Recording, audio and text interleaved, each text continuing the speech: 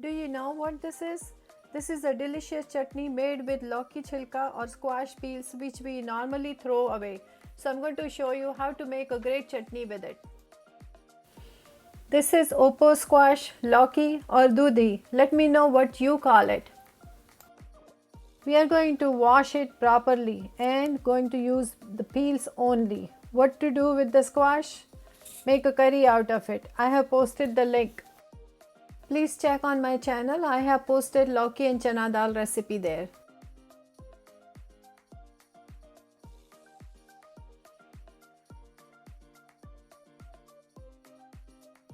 Besides the squash, we also need 1 tomato, 2 green chilies or hot peppers and 2 small hard chilies. They are also called Thai bird chilies.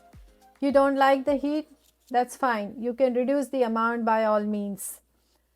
Also, we need 2 tablespoons of peanuts, 1 tablespoon sesame seeds, 2 pieces of tamarind, or it's also called imli.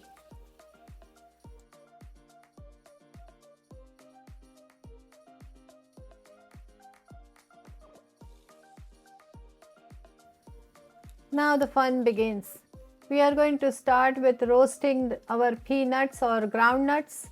They should be roasted on low to medium heat, stirring constantly.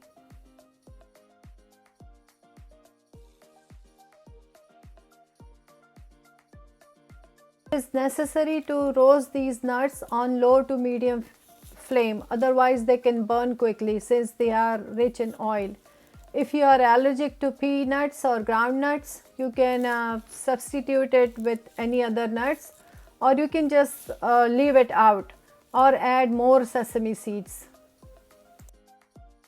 When nuts are roasted, they can be peeled easily. They should have brown spots all over and nice aroma.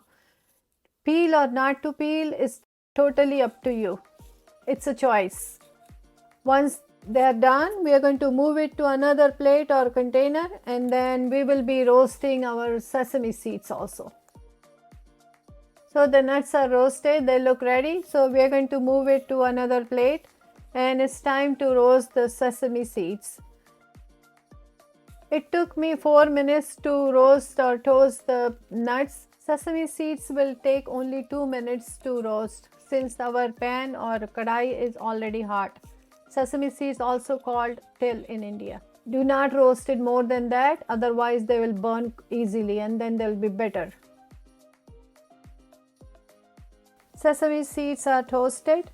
Let's transfer them to another plate. Now I am going to add little bit of oil to the same pan. I'm going to add the chili peppers now, followed by tamarind or imli. This entire process should be done on medium heat. We do not want to burn any of these ingredients. After a couple of minutes, chilies and tamarind both will change its color, and also you can smell the aroma. Now we are going to add the squash peels or Lauki peels, and again we are going to stir fry it and roast it and toast it till it gets little bit darker in color. You will see the brown spots on the peels. While the Lauki peels are toasting or roasting, I'm going to chop the tomatoes in big pieces, and then we'll be adding that also to the pan. Those tomatoes should be cooked, so we will first stir fry it, then cover it and cook it till tomatoes are soft. It took me 4 minutes to cook these tomatoes till soft. I have uncovered it in between and stirred it. Now the tomatoes are ready, they are nice and soft.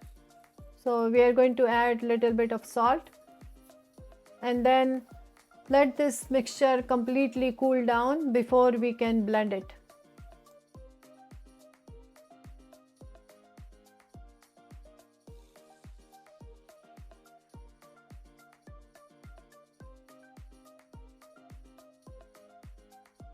So everything has cooled down now, so we can blend it. First we are going to start with nuts and sesame seeds. We are going to grind it coarsely.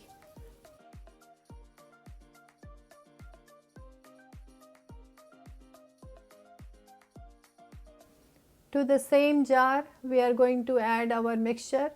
It has cooled down completely.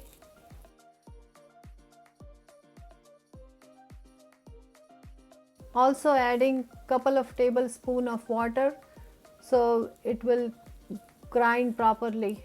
This is my small chutney jar. It's really good for dips and sauces and chutneys. Big blender does not do a good job in small quantities. Let's check on it. We want to check the consistency, and it looks good. This consistency is good for as a chutney or dip.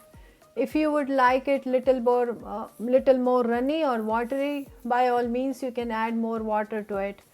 Just to remember, for sourness, please use only tomatoes and tamarind. The combination of these two things tastes really good in this dip. Please do not use lemon juice or vinegar. It does not taste good in this recipe. This is my mother-in-law's original recipe. She also likes to add little bit of sweetness like gourd or jaggery to it. I prefer it without the sweetness. Our delicious chutney is ready.